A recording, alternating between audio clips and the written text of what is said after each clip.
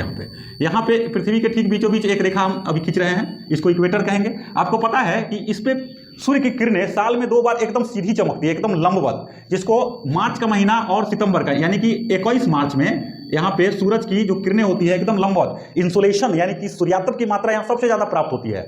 और पृथ्वी का झुकाव न नॉर्थ में होता है न साउथ में होता है, एकदम बीच में रहता है, तो उसी को कहते हैं इक्विनोक्स। तो ये 21 मार्च और 23 सितंबर के दिन ऐसा होता है, इक्विनोक्स का होता है, जब पृथ्वी पर रात दिन बराबर होता है और साथ ही साथ और पृथ्वी पर जो तापमान का वितरण है वो भी समान पाया जाता है इसके बीच में। लेकिन 21 मार्च के बाद अप्रैल भी आता है, मई भी आता है और जून भी आता है। जून के महीना में पृथ्वी का झुकाव उत्तरी ध्रुव की तरफ हो जाती है और जिसके कारण कर्क रेखा पर सूर्य की किरणें एकदम लंबवत पड़ती है, तिरछी नहीं पड़ती है बल्कि सीधी पड़ती है, जिसके कारण जो है यहाँ पे ज्यादा गर्मी पाया जाता है। तो जून का महीना होता है, तो कौन सा जून होगा? 21 जून होता है। 21 जून में लंबवत, अब यहाँ से सूरज स्थानांतरित यहाँ हो गया। एक्चुअली सूरज स्थानांतरित नहीं होता है बल्कि आभासीय स्थानांतरण होता है। पृथ्वी ही अपने रोटेट करने के कारण जो है और सूरज के चारों तरफ रिवोल्यूशन करने के कारण उसका स्थान और वो जो जगह है वो थोड़ा सा चेंज होता है। साथ ही साथ आप देखेंगे जून के महीना के बाद जुलाई अगस्त सितंबर आएगा, तो फिर ये सितंबर फिर आ गई सूरज जो है वो भूमध्य रेखा पे, और उसके बाद सितंबर के बाद अक्टूबर नवंबर दिसंबर भी आएगा। तो दिसंबर के महीना में सूरज जो है वह मकर रेखा पे आ जाएगा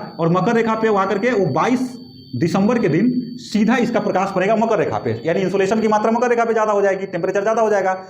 और उसके बाद फिर वह दिसंबर के बाद जनवरी फरवरी मार्च भी आएगा, तो फिर वह इक्वेटर पे चला गया। यानी कि सूरज का जो है ना, आप देखेंगे कि इसी के बीच में, यानी कर्क रेखा और मकर रेखा के बीच में ही सूरज सालों भर रहता है। कर्क के ऊपर नहीं जा सकता है, मकर के नीचे नहीं, मकर के ऊपर नहीं जा सकता है। फिर देखिए नीचे ऊपर नहीं है तो नहीं जा सकता है, तो इसी के बीच में रहता है। अब जो 21 और 23 सितंबर होता है, इक्विनोक्स भी बोलते हैं इसको। अब देखिए ये जो इसको आप मानिए सूरज जो है जहां पे सीधा चमक रहा है उसको इक्वेटर अगर मान लीजिएगा, तो आप थर्मल जो इक्वेटर है, थर्मल का मतलब होता है उष्ण, वो देख रहे हैं कि उसका स्थान बदल जा रहा है। यानी कि मार्च से लेके जून और दिसंबर, यानी कि जनवरी से लेके दिसंबर तक उसका स्थान बदल जा रहा है। इसीलिए इसको कहते हैं थर्मल इक्वेटर शिफ्टिंग, यानी कि थर्मल इक्वेटर बदलते रहता है। तो पृथ्वी पर थर्मल इक्वेटर भी होता है जो अपना स्थान बदलते रहता है।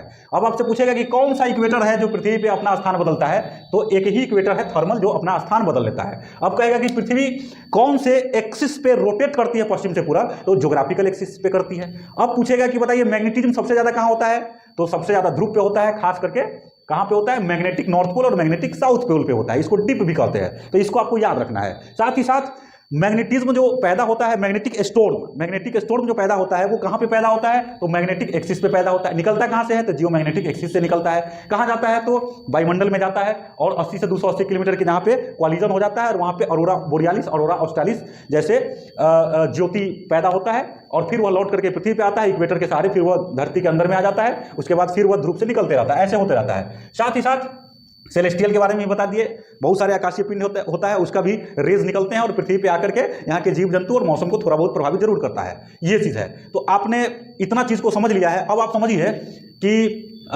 ये जो शिफ्ट होता है, ये शिफ्ट होने के पीछे का भी कारण हमने अभी आपको बता दिया है। हमने आपको बताया कि प्लेट टेक्टोनिक के कारण जो है, खिसकने के कारण ये अभी आपको बताएंगे कि कनाडा में ये था पहले कभी मैग्नेटिक नॉर्थ पोल, जो कि खिसक करके पूरब की तरफ हुआ, साइबेरिया की तरफ शिफ्ट हो गया है। तो इसको भी हमने अभी आपको बता दिया है। तो आई होप कि आपने इस चीज को बहुत अच्छे ढंग से समझ लिया होगा। अब मिलते हैं आपको नेक्स्ट क्लास में नेक्स्ट चैप्टर के साथ, बिल्कुल इसी तरह से इजी वे में आपको बताएंगे और आपको बिल्कुल अच्छे ढंग से समझ में आ जाएगा। मिलते हैं आपसे नेक्स्ट क्लास में, तब तक जय हिंद।